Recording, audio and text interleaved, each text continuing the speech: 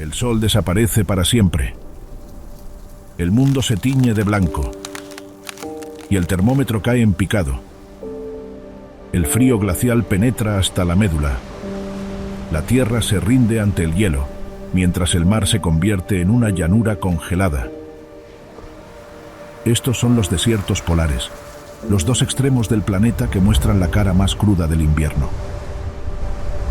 En este mundo congelado donde, se supone, toda esperanza de vida es arrasada por las bajas temperaturas, la naturaleza, como si de un desafío se tratara, se muestra sin ataduras, dejando ver su lado más salvaje. La foca de Weddell emerge de una grieta en el hielo. La liebre ártica corre como un espectro a través del pálido ecosistema. Y la morsa se alza sobre un témpano solitario. El pingüino emperador marcha en una línea infinita sobre el horizonte. La ballena jorobada golpea el mar helado con su robusta cola, mientras el oso polar camina sobre el océano congelado. El buey almizclero recibe toda la furia invernal en carne propia. El búho nival desaparece entre la blanca nieve, y el zorro ártico se convierte en una bola de pelo contra el frío que llega hasta los huesos. A pesar de estas condiciones extremas, innumerables formas de vida se aferran a la existencia en estos remotos lugares del planeta. En un ecosistema teñido de blanco casi en su totalidad, donde los límites entre el cielo y la tierra han sido borrados, especies como el pingüino emperador, el charrán ártico y la morsa destacan con sus vibrantes colores, como destellos de vida. No obstante, en los desiertos polares, el frío extremo no es el único adversario, y a diario este ecosistema inmaculado se tiñe de sangre. De pronto, un aullido solitario rompe el silencio absoluto, un llamado que retumba a través de la sabana congelada. Se trata de una manada de lobos árticos que han dado inicio a otra de sus atemorizantes cacerías. Tras varios días sin comer, la hambrienta jauría se torna agresiva y persiguen a un despavorido reno a través de la estepa congelada. Un paso en falso para el cérvido y es el fin. Los lobos se abalanzan uno a uno sobre el ungulado y consuman sus despiadadas intenciones desviviéndolo. Muy lejos del lugar de descanso eterno del mamífero, bajo una gruesa capa de hielo, se desliza una silueta oscura, presagiando muerte. En la superficie yace un desprevenido pingüino, ignorante de la atrocidad de la que está a punto de ser el para nada célebre protagonista. En un abrir y cerrar de ojos, la foca leopardo emerge del agua como un proyectil. Sus mandíbulas se cierran sobre el ave y lo azota violentamente contra la superficie, desmembrando su cuerpo en un estallido de plumas. El altercado no dura más de unos segundos y, como siempre, termina con la foca haciéndose de otra jugosa presa. Más allá de los límites del hielo, en las gélidas aguas de la Antártida, una aleta negra aparece en el horizonte como premonición de uno de los mayores actos de salvajismo jamás vistos. Tras unos pocos segundos, la aleta se esfuma en las oscuras aguas, solo para emerger sobre la superficie revelando la desgarradora mordida de la ballena asesina. De un salto, la orca atraviesa el cuerpo de una indefensa foca que, hasta hace un instante, nadaba plácidamente. Así es la vida en el desierto polar, un mundo sumergido en un invierno perpetuo, donde cada especie hace hasta lo imposible por evitar sucumbir ante las gélidas condiciones y frente a los verdugos de la cadena alimenticia. Ubicados en los extremos del planeta, los desiertos polares son regiones de extrema aridez, dominados por el hielo, las bajas temperaturas e infernales ventiscas que borran todo a su paso. Una dictadura invernal eterna. En el sur, cerca de los confines de la Tierra, la Antártida, un vasto continente de casi 14 millones de kilómetros cuadrados, se alza como un horizonte blanco hasta donde alcanza la vista. Un mundo bajo cero donde hasta la menor forma de vida es todo un desafío a las condiciones climáticas.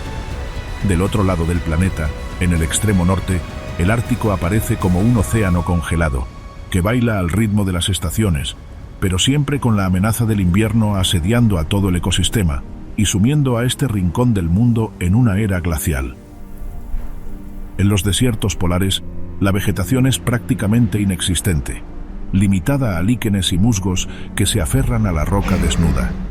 La ausencia casi absoluta de vida vegetal se debe a la escasez de precipitaciones, Con no más de 200 milímetros anuales, los desiertos blancos reciben menos precipitaciones que rincones tan calcinantes como el desierto de Sonora o el Gran Desierto de Victoria.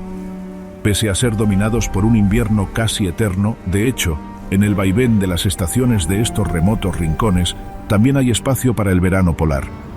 En esta breve temporada de no más de 3 meses, las tinieblas abren paso a un radiante sol de medianoche que se apodera del horizonte. Las temperaturas se tornan relativamente cálidas, apenas superando el punto de congelación, provocando un deshielo parcial que llega incluso a atraer a miles de especies migratorias. Sin embargo, esta estación no es más que un espejismo, una momentánea calma previa a la hostilidad invernal. El invierno en los desiertos blancos es, por mucho, el más feroz de todo el planeta. Imponiéndose por hasta 9 meses, la noche polar relega al sol en el horizonte, donde su luz apenas se deja entrever, abandonando a estos vastos imperios en las garras de las tinieblas. En los desiertos polares, el frío toma otro significado, con el termómetro descendiendo hasta los 60 grados bajo cero, con una escalofriante facilidad, y el hielo y la nieve sumiendo al mundo en un infierno blanco. Aquí, las tormentas invernales, en lugar de fenómenos climáticos, son el día a día, arrasando con todo a su paso, y en teoría, no dejando espacio para la vida. No obstante, ahí, en medio del Ártico, una de las regiones más hostiles de todo el planeta, un cazador solitario ha logrado convertir este en absoluto hospitalario ecosistema en su imperio bajo cero. Con un peso que puede superar los 600 kilogramos, el oso polar es un coloso blanco, el carnívoro terrestre más grande del planeta. El cuerpo de esta bestia es una obra maestra del creador, diseñado con un único propósito: conquistar el frío. Cada una de sus características físicas son una herramienta de supervivencia. El pelaje del oso, que a la distancia parece blanco, está formado por una densa capa interna que atrapa el aire y una capa externa de pelos largos, huecos y transparentes. Esta doble capa funciona como un aislante térmico de una eficiencia brutal, mientras que los pelos translúcidos dispersan la luz para crear un camuflaje casi perfecto en el paisaje helado. Bajo ese manto, la piel del oso polar es completamente negra. Esta pigmentación oscura es crucial para absorber la máxima cantidad de radiación solar que se filtra a través del pelaje, transformando al animal en un acumulador de calor, algo que puede ser de gran ayuda cuando habitas en un rincón del planeta donde el frío atenta contra la vida. Una gruesa capa de grasa, de hasta 11 centímetros de espesor, envuelve el cuerpo del úrsido. No solo lo aísla de las temperaturas del agua, que rozan la congelación, sino que funciona como una vasta reserva de energía, permitiéndole sobrevivir durante semanas sin alimento. Las patas del depredador son plataformas especializadas para la vida sobre el hielo. Son enormes, de hasta 30 centímetros de ancho, lo que distribuye el peso del animal y le permite caminar sobre nieve profunda sin hundirse. Sus almohadillas están cubiertas por protuberancias ásperas que le dan tracción sobre las superficies más resbaladizas, y sus garras, cortas y no retráctiles, se aferran al hielo con la seguridad de un ancla. Incluso la forma del mamífero es una adaptación. Las orejas pequeñas y una cola corta reducen la superficie corporal expuesta, minimizando la pérdida de calor en un entorno donde cada grado es vital. Si bien cada parte corporal de esta bestia blanca ha sido diseñada al detalle para sobrevivir al hostil invierno polar, la verdadera clave de su supervivencia reside en sus agudos sentidos. El olfato del oso polar es extraordinariamente sensible, capaz de oler a una foca a más de 30 kilómetros de distancia y detectar un respiradero en el hielo bajo 1 metro de nieve. En la inmensidad blanca del Ártico, donde la vista a menudo es inútil, el oso navega utilizando su nariz como guía. Este sentido es el que precisamente lo conduce a su única fuente de sustento, la grasa de foca. La caza en el Ártico es un cálculo de probabilidades, en el que ni siquiera este letal depredador puede garantizar llevar comida a la mesa. Dado que, a la hora de cazar, cada caloría cuenta, este calculador asesino planea cuidadosamente cada movimiento y, a pesar de no haber comido desde hace días, no se desespera. Para dar con una presa potencial, el úrsido localiza uno de los respiraderos que las focas mantienen abiertos en el hielo marino, algo que puede tomarle varias horas e incluso días. Al llegar a estos privilegiados lugares, se arma de paciencia y aguarda atento. El cazador puede permanecer inmóvil durante horas, a veces días, soportando vientos huracanados y temperaturas de 40 grados bajo cero, convirtiéndose casi en una estatua de hielo, indistinguible del paisaje. A menudo la perseverancia tiene su recompensa y, después de una exhaustiva espera, ese momento tan ansiado llega. Dentro del agua, divisa una foca completamente ignorante de que la muerte la aguarda. Cuando por fin emerge para tomar aire, un derroche de violencia rompe el profundo silencio. En una fracción de segundo, lo que a simple vista parecía un montículo de nieve, cobra vida con una velocidad explosiva, y el oso se lanza hundiendo sus enormes patas en el agujero. No hay escapatoria. Con la fuerza de sus mandíbulas y el poder de sus garras, el úrsido arrastra a la foca de más de 100 kilogramos fuera del agua con un solo y violento tirón. En medio del caos del altercado, el cráneo de la presa es aplastado por una mordida que quiebra los huesos. Si bien la estrategia de espera en los respiraderos suele ser la predilecta por el oso durante el invierno polar, una estación en la que las focas se refugian en las gélidas aguas, cuando el sol efímero del verano permite a los pinnípedos salir a la superficie, el oso demuestra otra forma de violencia, que habla de sus versátiles dotes como cazador. Tras localizar a otra foca descansando sobre un témpano a cientos de metros de distancia, el depredador inicia un acercamiento lento y metódico, cuidando cada paso para evitar revelar su posición, con el cuerpo pegado al hielo, utilizando cada grieta y montículo de nieve como cobertura. Cuando no hay donde esconderse, se detiene y permanece inmóvil, a veces durante minutos, esperando que la foca se duerma o mire en otra dirección. Si la presa levanta la cabeza, el oso se congela en el acto, convirtiéndose en una parte más del hielo. El avance puede durar más de una hora, en una prueba de la astucia del depredador, evitando simplemente abalanzarse con toda su furia contra el pinnípedo, a pesar de llevar varios días y hasta semanas de ayuno. Los últimos metros del acercamiento son los más críticos. El oso se desliza por el agua helada, nadando silenciosamente hasta el borde del témpano, exponiendo solo sus ojos y su nariz. Estando a solo unos metros de lo que, inevitablemente, se convertirá en una escena del crimen, es cuando el cazador, en una explosión de poder, se impulsa fuera del agua, revelando sus cruentas intenciones. La foca, sorprendida, no tiene tiempo de reaccionar, y antes de que pueda lanzarse hacia la seguridad del océano, la mandíbula del oso se cierra sobre ella, y de una mordida se convierte en otra de las víctimas de este sanguinario asesino blanco. Al igual que su estrategia de caza, el festín es un acto metódico, para el que el oso no aguarda ni siquiera unos minutos. El carnívoro desgarra la piel y devora primero la grasa, la parte más rica en calorías, pudiendo consumir más de 45 kilogramos en una sola sesión, dándose todo un banquete, que podría significar la diferencia entre vivir o perecer frente a las hostiles condiciones del hábitat. Al tiempo que los gigantescos machos vagan a través del gélido desierto en búsqueda de comida, las osas enfrentan sus propios desafíos.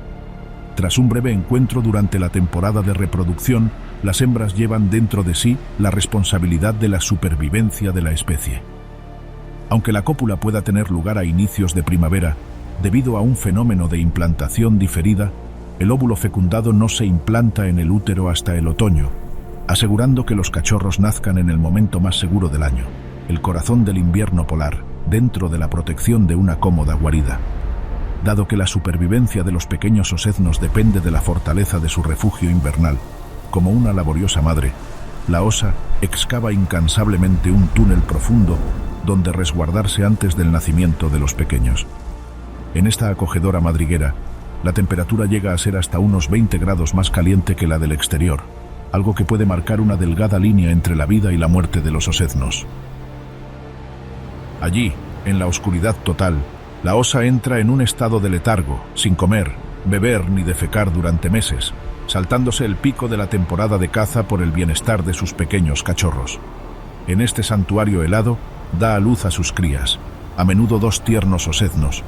Estos nacen ciegos, con apenas un fino pelaje y pesando no más de medio kilogramo, siendo completamente indefensos. La madre las amamanta con una leche con un alto contenido graso, fomentando un crecimiento rápido de las crías, lo que a su vez hace que la osa pierda casi la mitad de su masa corporal durante este encierro. No es hasta pasados unos 3 meses, cuando la luz del sol regresa al Ártico, que la familia emerge. Para los cachorros, Es la primera vez que ven el mundo, un desierto blanco y cegador. Permanecerán junto a su madre durante 2 años, aprendiendo las complejas artes de la caza y la supervivencia bajo cero. Pero ni siquiera la protección de una madre es garantía de nada. Los osos machos adultos son una amenaza constante, capaces de matar a los cachorros para alimentarse o para inducir a la hembra a aparearse de nuevo. Estos altercados entre hembras con sus crías y machos robustos pueden ser en extremo agresivos, con cada uno luchando por sus intereses. La hembra peleando por la sobrevida de sus oseznos y el oso por su derecho a aparearse e incluso llevarse una tierna presa, en un cruento acto de canibalismo.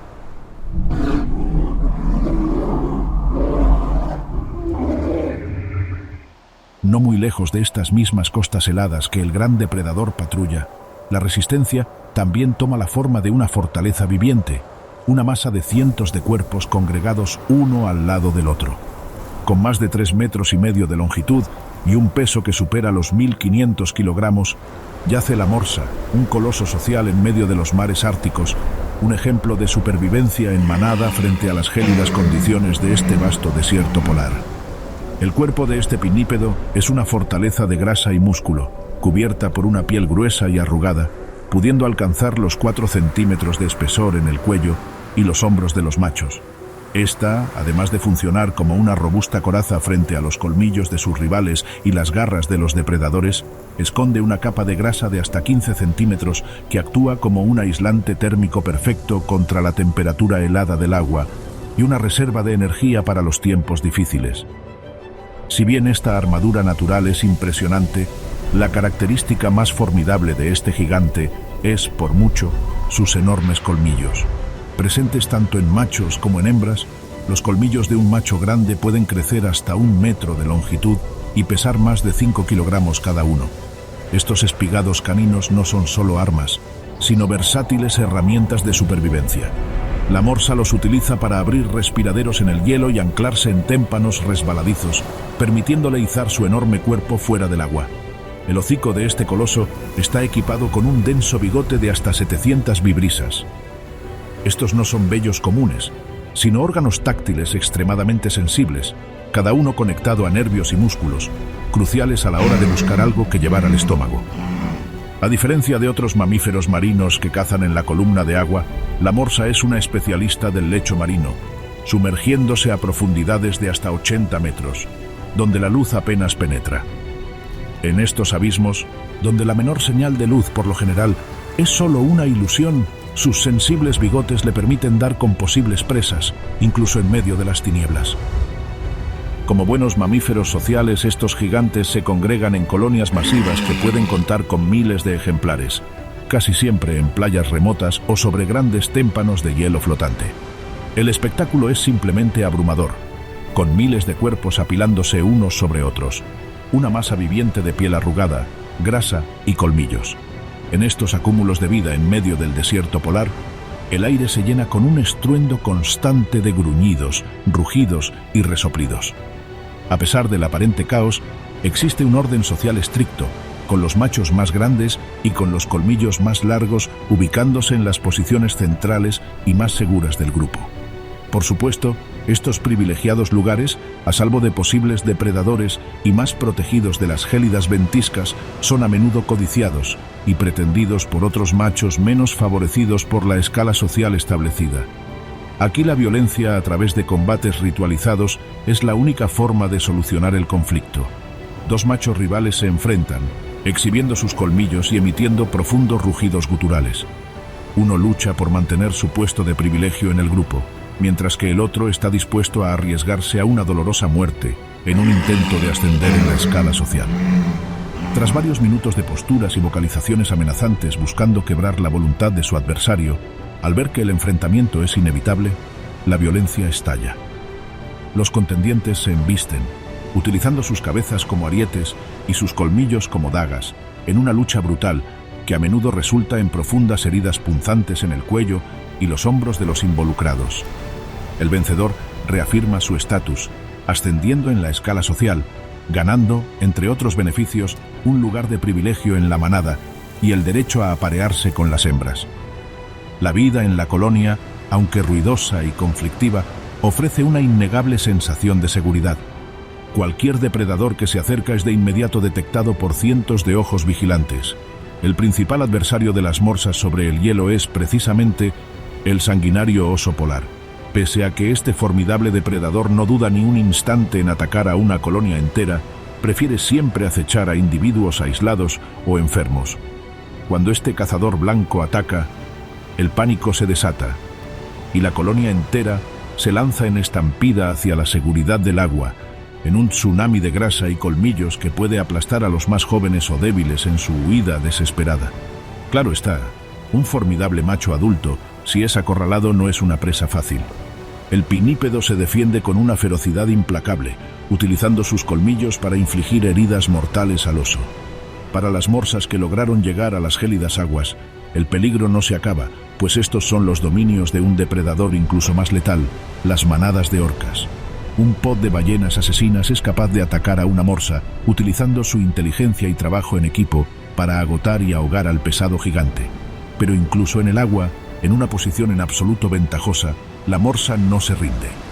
Frente a tan sanguinarios cazadores, los mamíferos ven en los témpanos de hielo cercanos un refugio. O, si la situación lo demanda, también pueden emplear sus afilados colmillos como armas blancas contra los depredadores más feroces del planeta, en un altercado en el que tienen todas las de perder.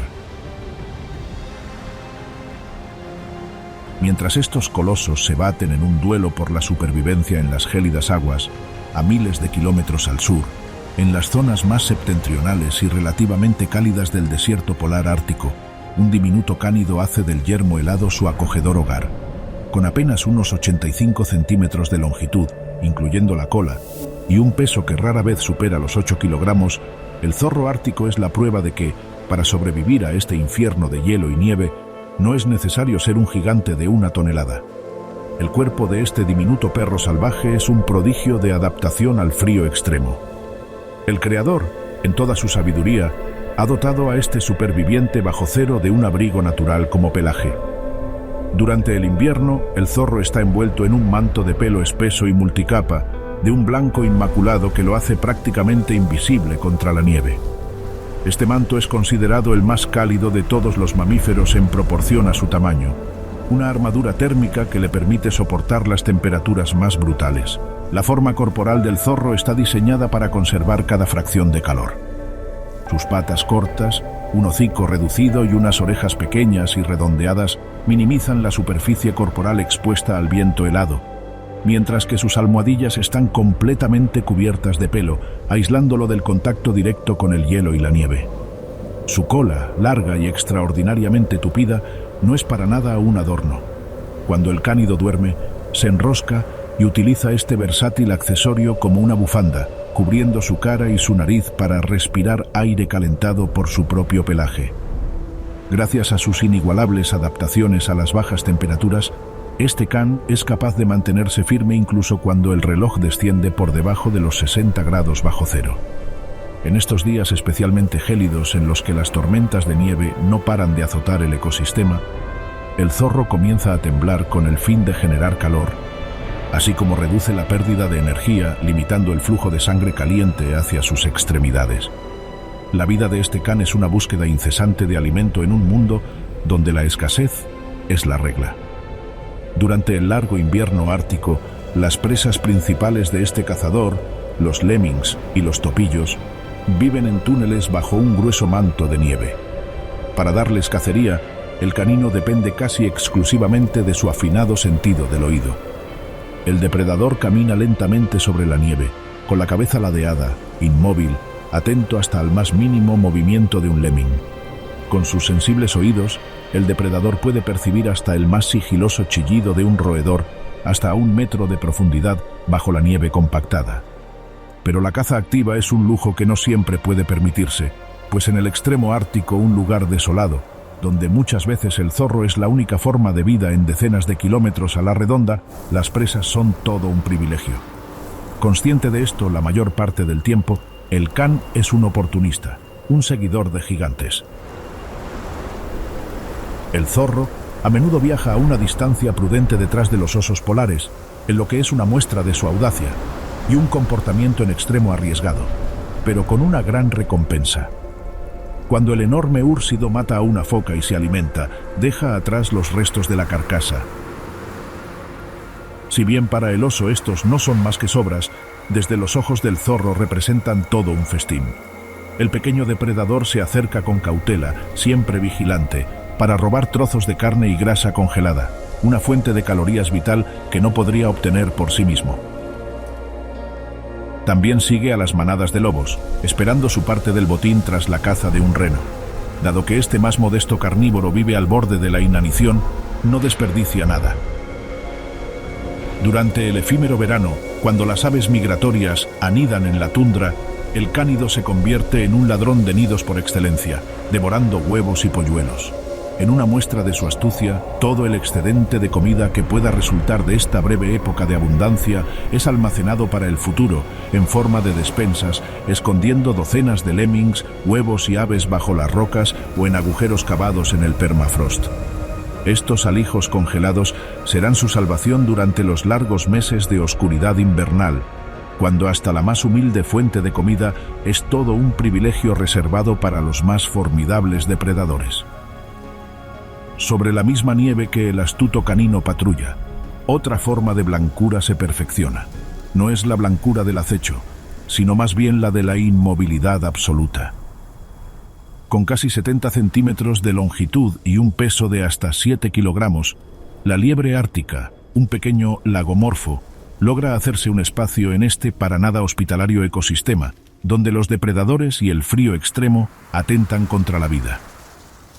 El cuerpo de la compacta liebre está diseñado para la invisibilidad y la resistencia en un mundo bajo cero. El pelaje de esta inofensiva habitante del Ártico es su mayor defensa, tanto en contra de los cruentos cazadores como frente al desalmado frío polar. En invierno, la liebre está envuelta en un manto espeso y denso de un blanco inmaculado, un camuflaje tan perfecto que el ser vivo se funde con la nieve, volviéndose casi indetectable. Esta doble capa de pelo no solo la oculta, sino que la aísla del frío con una eficacia asombrosa. La forma del lagomorfo está esculpida por la necesidad extrema de conservar el calor. Un cuerpo compacto y esférico minimiza la superficie expuesta al viento, y las orejas, más cortas que las de otras liebres y con las puntas negras, reducen la pérdida de temperatura. Los pies son anchos y están cubiertos de un pelaje denso y rígido, funcionando como raquetas de nieve naturales que distribuyen el peso y le permiten correr sobre la nieve blanda sin hundirse. Pese a tener un pelaje que la ayuda a soportar toda la ferocidad invernal en carne propia, cuando el clima arrecia más de la cuenta, con el viento cortante azotando su hábitat y toneladas de nieve cayendo sin cesar, la liebre excava refugios poco profundos, a menudo en el lado protegido de una roca o una pequeña elevación. En estos refugios, el lagomorfo se acurruca, soportando ventiscas que duran días. Cuando por fin las tormentas dan una tregua momentánea, encontrar alimento en un mundo sepultado bajo la nieve se convierte en el próximo desafío. La dieta de este herbívoro en invierno es otra de sus inigualables adaptaciones a la vida bajo cero, moldeándose a lo poco que la escasa tierra ofrece: musgos, líquenes y sobre todo las ramas y raíces de pequeños sauces árticos. El lagomorfo utiliza un agudo sentido del olfato para localizar esta vegetación enterrada. Una vez que detecta el alimento, usa las fuertes garras de sus patas delanteras para cavar a través de la nieve dura y compactada, exponiendo las ramas leñosas de las que depende su vida. Pero el frío y el hambre no son sus únicos enemigos. En el Ártico, todo lo que se mueve es cazador o presa, y la liebre es la presa por excelencia. La lista de sus depredadores, más que larga, es infinita. Zorros árticos, búhos nivales, halcones gerifaltes y, por encima de todos, las hambrientas jaurías de lobos árticos no dudarán en convertir a este sustancioso lagomorfo en su presa. Un aullido que retumba a lo largo del desierto polar es la voz de inicio, y una hambrienta jauría de lobos árticos sale al acecho. Con una longitud que alcanza el 1,5 metros y un peso de hasta 45 kilogramos, el lobo ártico es más esbelto y ligero que sus parientes del sur, una adaptación a un mundo donde la comida es escasa y la energía un bien preciado. El pelaje de este todopoderoso depredador es una densa capa de un blanco puro o cremoso que le proporciona un camuflaje excepcional en los paisajes de nieve y hielo. Eso sí, a diferencia de la liebre ártica, este no es para ocultarse del peligro, sino más bien para convertirse en él. Este manto está formado por una capa interna de pelo corto y lanoso que atrapa el calor corporal y una capa externa de pelos de protección largos y ásperos que repelen el agua y el viento. El cuerpo del can es estrecho y las patas son largas, adaptaciones que le permiten moverse con eficiencia a través de la nieve profunda que cubre su territorio durante la mayor parte del año. Las patas del cánido son grandes, distribuyendo el peso para no hundirse, y están cubiertas de pelo incluso entre las almohadillas, protegiéndolo del contacto con el suelo congelado. La supervivencia del lobo ártico no reside solo en su fuerza, sino en su capacidad para soportar las condiciones más brutales del planeta. Lejos del territorio de los lobos, donde la gruesa capa de hielo glacial se remodela con las aguas, un incansable viajero hace su llegada triunfal a los límites de este imperio congelado, tras haber emprendido un maratónico viaje desde el otro extremo del planeta. Con un hermoso plumaje en tonos de blanco y gris pálido y apenas unos 35 centímetros de longitud y un peso de solo 100 gramos, aparece en escena el glorioso charrán ártico, una especie que refleja una evidente delicadeza y que, a la vez, se dispone a realizar una de las proezas más impresionantes del mundo salvaje. Mientras otras especies están más que adaptadas a las hostiles condiciones de vida que trae consigo el invierno, cuando esta gélida estación se apodera del ecosistema, el charrán no se lo piensa dos veces y cruza el planeta de polo a polo, en una persecución eterna del verano polar. Todo empieza aquí, en el Ártico, con la llegada del breve y explosivo verano. Tras un viaje de meses desde el sur, miles de charranes llegan a las costas y la tundra del norte para cumplir con el único propósito que los ancla a la tierra, la reproducción. El aire, antes silencioso, se llena con los graznidos agudos y constantes de las colonias, colmando de vida el antes pálido cielo del desierto polar.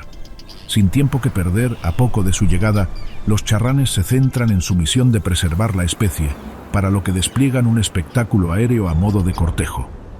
Los machos realizan vuelos de exhibición, ascendiendo a gran altura con un pez recién capturado en el pico. Se ciernen, gritan y luego se dejan caer en picado, una demostración de su destreza como proveedores. Al poco tiempo, una hembra receptiva responde y la pareja a menudo se persigue en el aire, en una danza acrobática que sella su vínculo para la temporada. Dada la escasez de materiales de construcción, el nido suele ser una simple depresión en el suelo, apenas revestida con algo de vegetación o guijarros.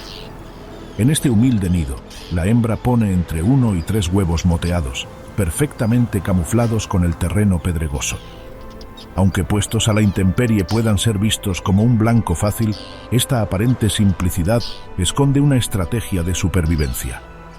La vulnerabilidad del nido en el suelo abierto es contrarrestada por la ferocidad colectiva de la colonia. El charrán ártico es intrépido en la defensa de su descendencia, y cualquier depredador que ose siquiera acercarse, ya sea un zorro ártico o incluso un oso polar, será inmediatamente atacado. Los charranes se lanzan en picado desde el cielo, emitiendo graznidos agudos y estridentes.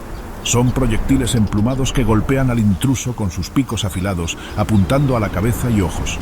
Es una defensa sorprendentemente efectiva, un torbellino de furia que a menudo logra ahuyentar a depredadores cientos de veces más grandes.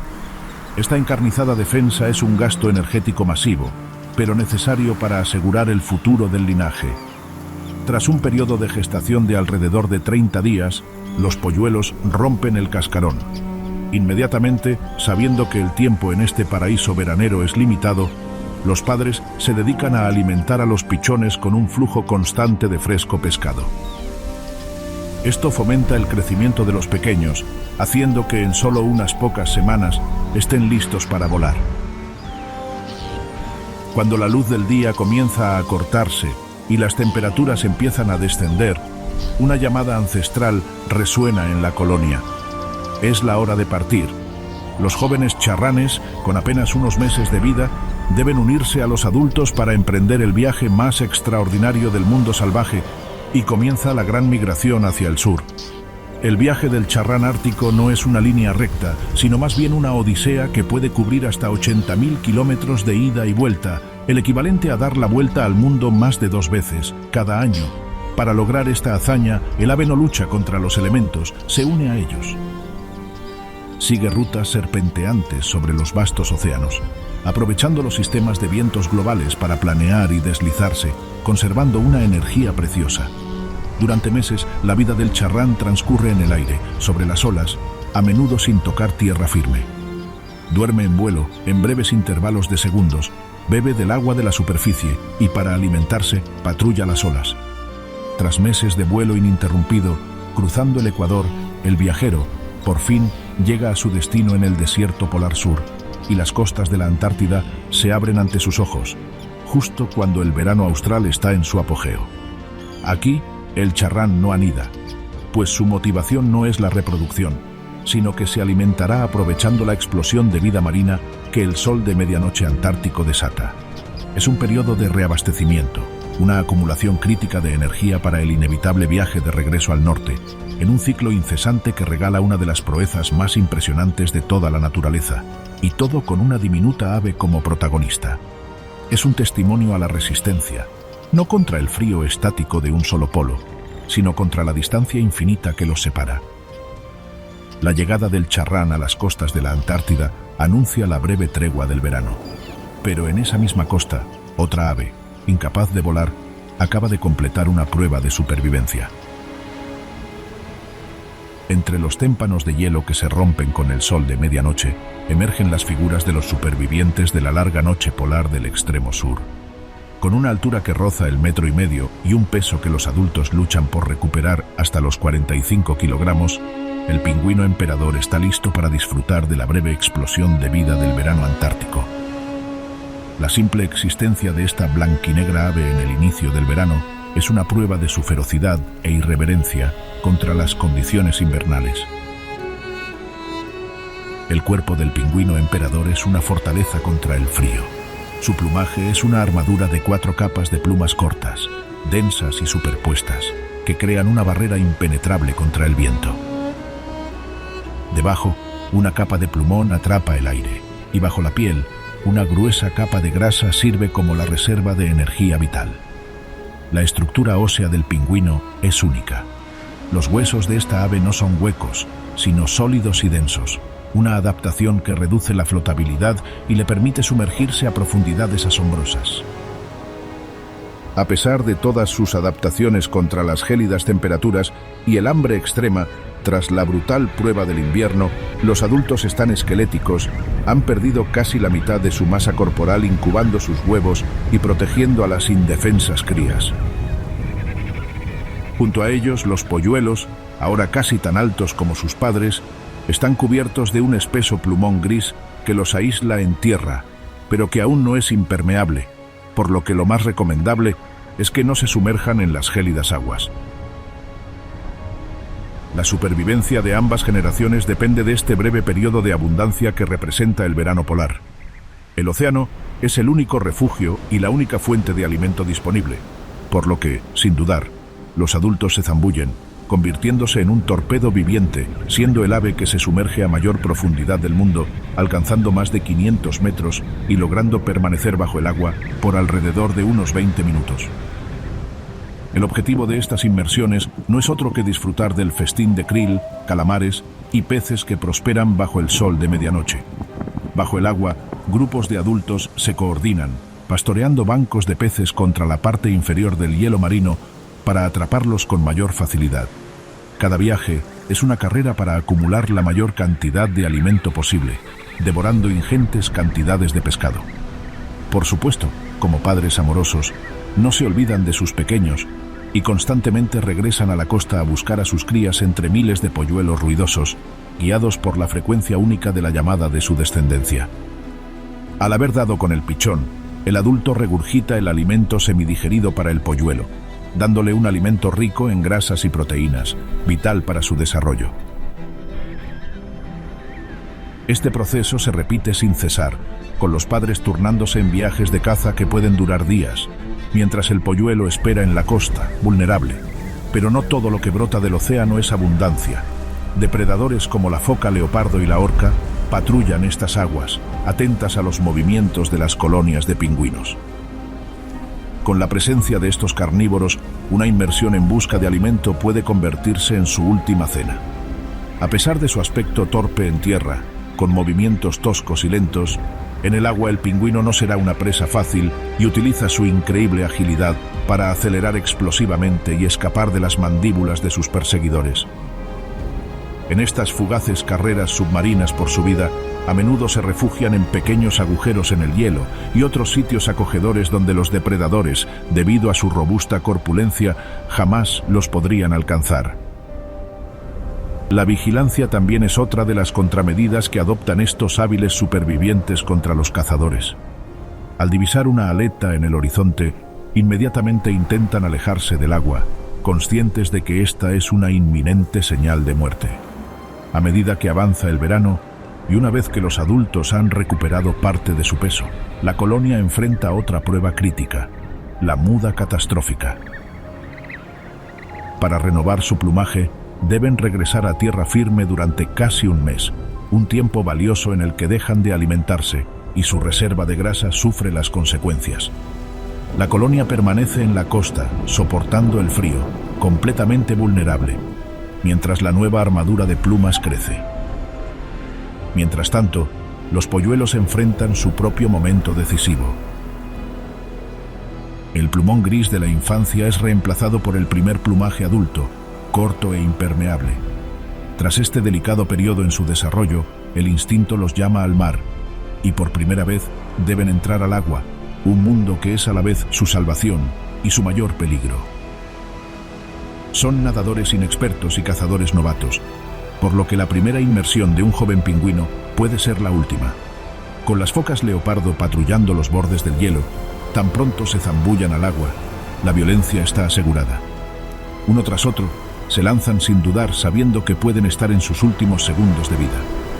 Y en un abrir y cerrar de ojos, el agua comienza a teñirse de rojo, en lo que es una matanza para los jóvenes pingüinos, pero todo un festín para la foca. Aquellos que sobreviven a este bautismo de fuego pasarán los siguientes años en el mar, aprendiendo a cazar y a evitar a los depredadores sin volver a tocar el continente. Cuando el verano llega a su fin, el sol comienza a descender en el horizonte. El mar, que había retrocedido, empieza a congelarse de nuevo, y los adultos que han sobrevivido a la cría y a la muda, ahora con su nuevo plumaje, enfrentan la decisión de quedarse o partir. El ciclo de la vida, dictado por el hielo y la oscuridad, está a punto de comenzar una vez más. Pero bajo ese mismo hielo, en un mundo de oscuridad perpetua, lejos del borde, otra criatura ha dominado una existencia que nunca requiere ver el cielo. En las profundidades bajo el hielo continental antártico, la foca de Weddell, un mamífero de 3 metros de longitud y media tonelada de peso, ha conquistado este gélido laberinto acuático. El cuerpo de este pinípedo está diseñado para la resistencia a la presión y el frío extremo. Una capa de grasa excepcionalmente gruesa aísla a la foca del contacto constante con el agua, cuya temperatura se mantiene justo por encima del punto de congelación. El pelaje de este gigante es corto y denso, de un color gris oscuro o marrón con manchas plateadas, un patrón que la vuelve casi invisible en la penumbra de las profundidades. Los ojos de la foca de Weddell son desproporcionadamente grandes, una adaptación para captar la más mínima cantidad de luz que se filtra a través de los metros de hielo que forman su techo.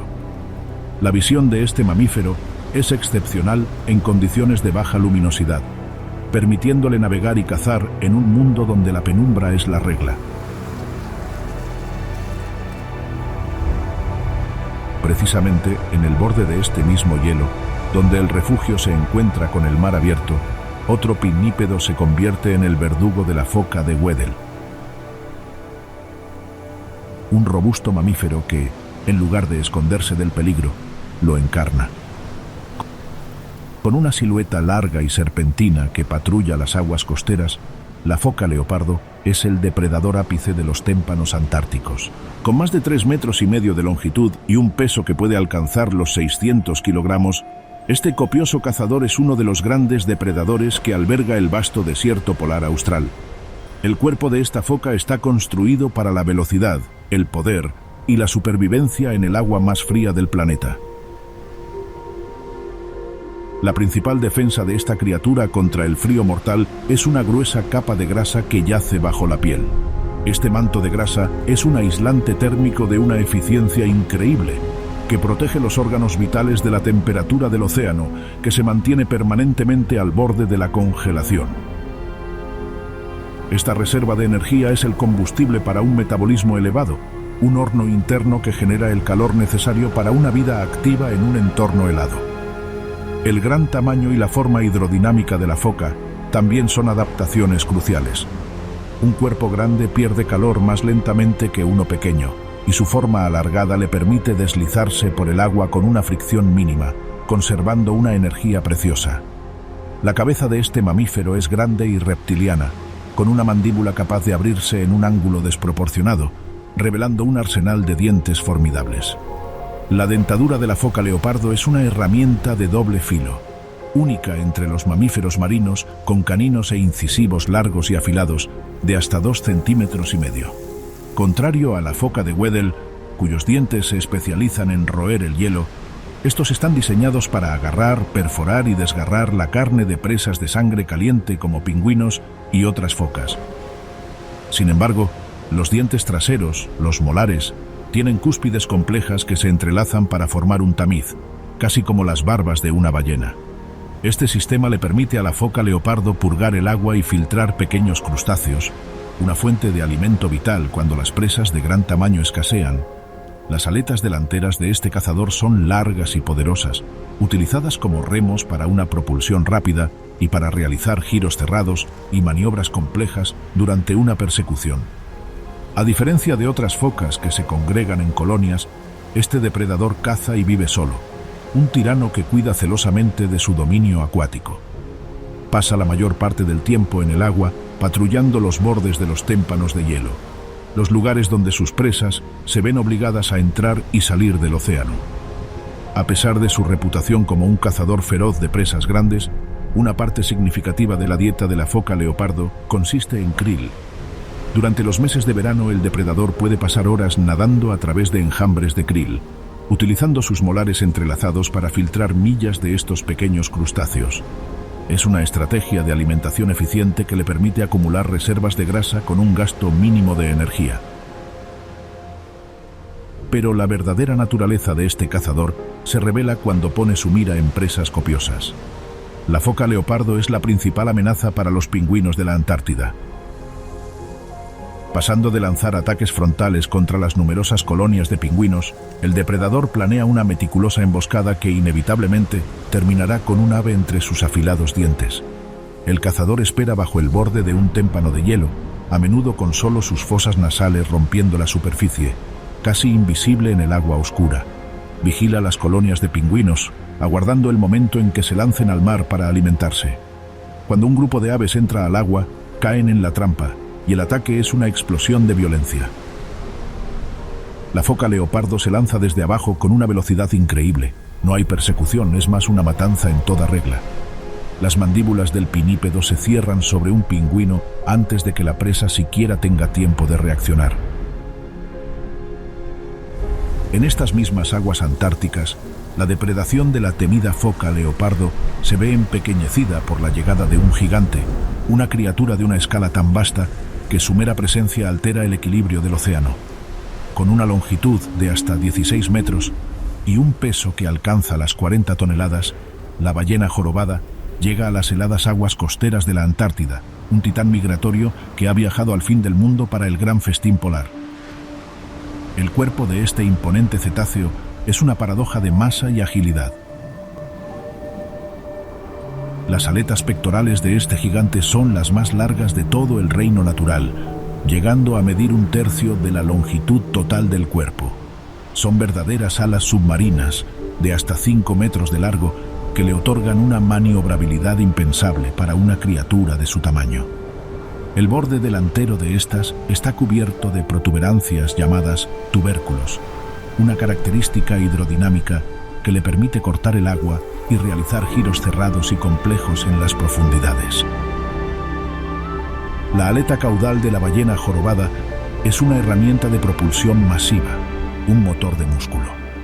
La parte inferior de esta aleta ostenta un patrón de pigmentación único para cada individuo, una marca de identidad tan distintiva como una huella dactilar.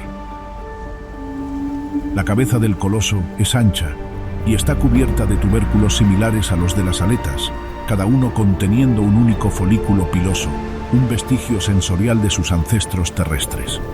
El vientre de la ballena está surcado por pliegues ventrales, entre 14 y 35 ranuras que permiten que la garganta del cetáceo se expanda de forma masiva para tragar miles de litros de agua de un solo bocado.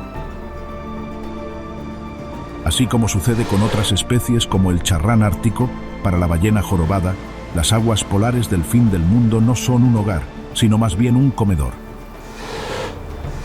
Este descomunal cetáceo llega a la Antártida con una única misión: alimentarse.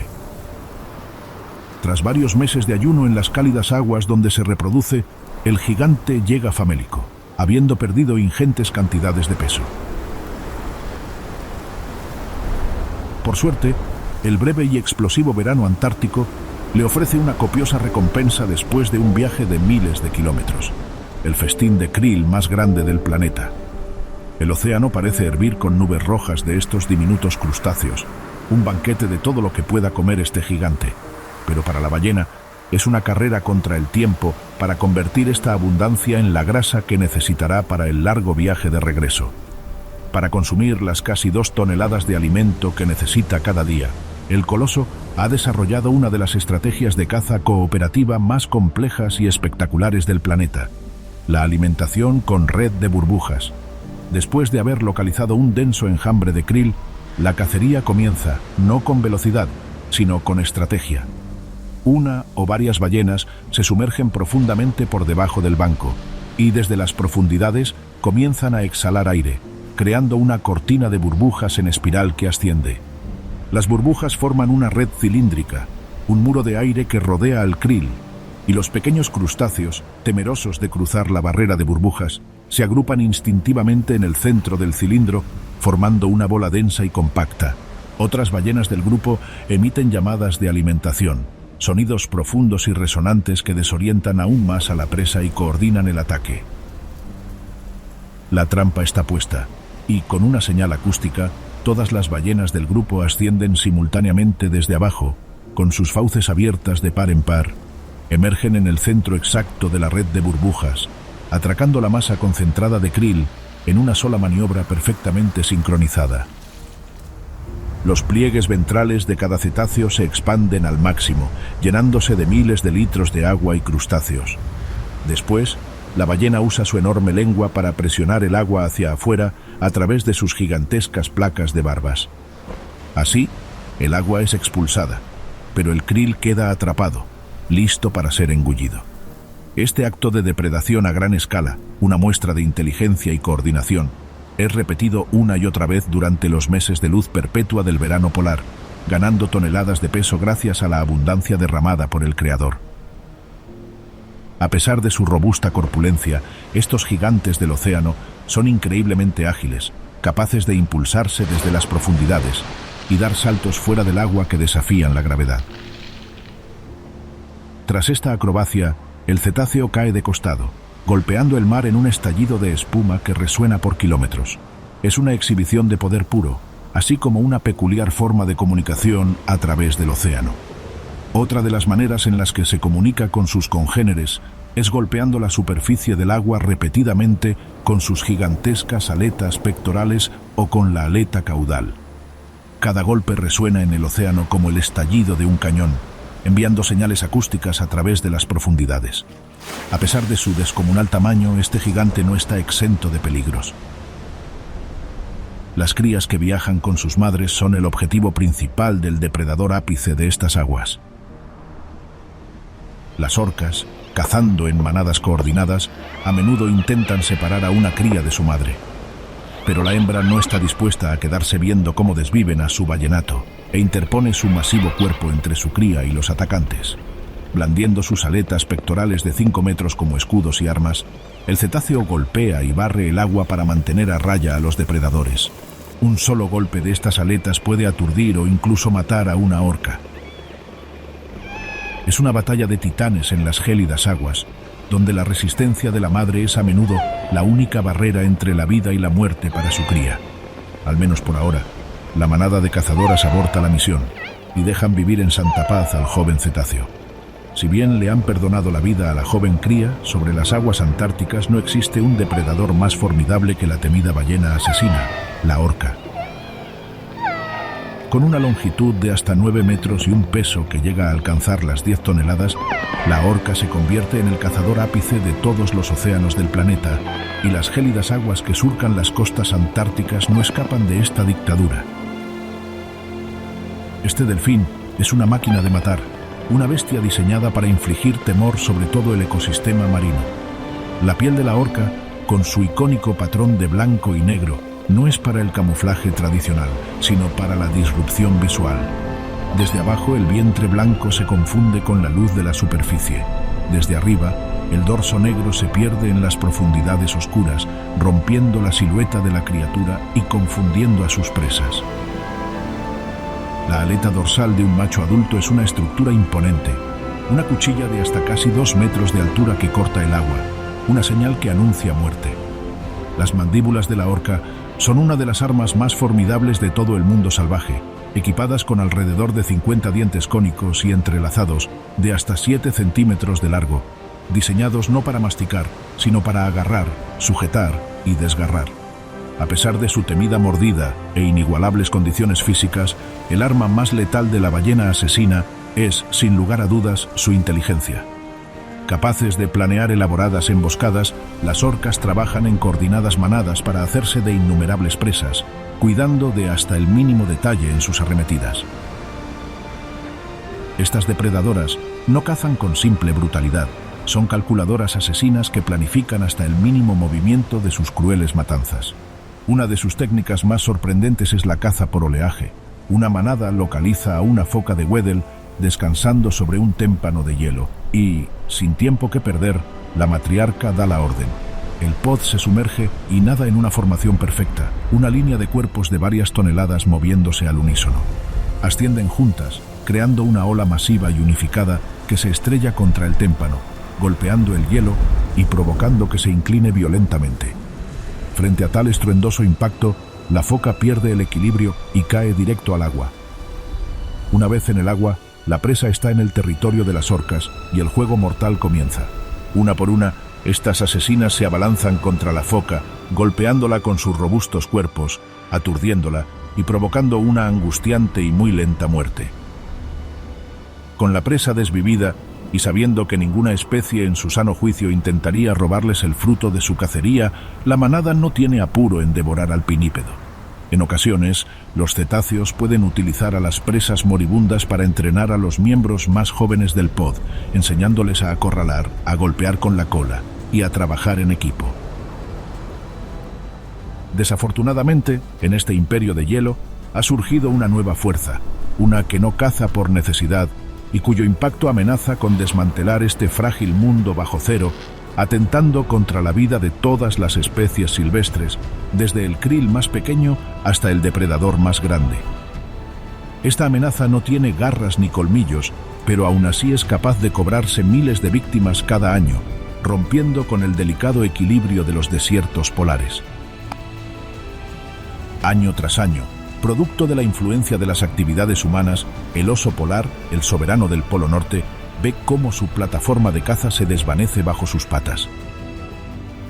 En cada invierno, el hielo del Ártico se retira con mayor prontitud y tarda más en volver, acortando la temporada de caza de focas y llevando a estos gigantes a la inanición. La morsa, un robusto mamífero que también depende de los témpanos de hielo para descansar entre sus inmersiones, es forzada a congregarse en colonias superpobladas, lugares donde las estampidas pueden ser mortales y la lucha por el escaso alimento es encarnizada. Del otro lado del planeta, la historia no es muy diferente. En la Antártida, el pingüino emperador enfrenta un futuro incierto, pues el hielo marino estable, crucial para la crianza de sus polluelos, se vuelve cada vez más impredecible. Si el hielo se rompe demasiado pronto en la temporada, los polluelos, que aún no tienen su plumaje impermeable, son arrojados a las aguas heladas, condenados a morir. Incluso los gigantes viajeros como la ballena jorobada no escapan de esta triste realidad. Sus rutas migratorias son cada vez más transitadas por barcos, aumentando el riesgo de colisiones mortales, así como produciendo contaminación sónica, que interfiere con sus cantos. El problema es global. Los polos se están calentando a un ritmo 2 veces más rápido que el resto del planeta. Pero en medio de este panorama desolador, la esperanza persiste. En la Antártida, el Tratado Antártico protege al continente como una reserva científica, prohibiendo actividades humanas como el patrullaje militar o la explotación petrolera. Así también, la creación de gigantescas áreas marinas protegidas, como la del Mar de Ross, establece santuarios para la vida silvestre, refugios contra la pesca industrial. La prohibición global de la caza comercial de ballenas ha permitido que poblaciones como la de la ballena jorobada comiencen una lenta pero esperanzadora recuperación. Cada especie salvaje que resiste frente al brutal invierno, desde la pequeña liebre ártica hasta la descomunal morsa, son una muestra de la irreverencia de la vida silvestre ante la extinción, así como una luz de esperanza en la preservación de estos delicados mundos bajo cero. ¿Te ha dejado sin aliento la lucha de las especies salvajes por la supervivencia en los confines helados de los desiertos polares? Si es así, no te vayas sin dejarnos tu like y cuéntanos en los comentarios cuál de estos supervivientes bajo cero te ha impactado más. Para no perderte nuestros futuros videos, suscríbete y activa la campana de notificaciones, para que tus amigos también conozcan estas asombrosas historias de supervivencia invernal. Comparte este video en tus redes sociales. Sin más, nos vemos en la próxima con más relatos de implacables inviernos, abrasadores veranos y, por supuesto, historias de vidas salvajes.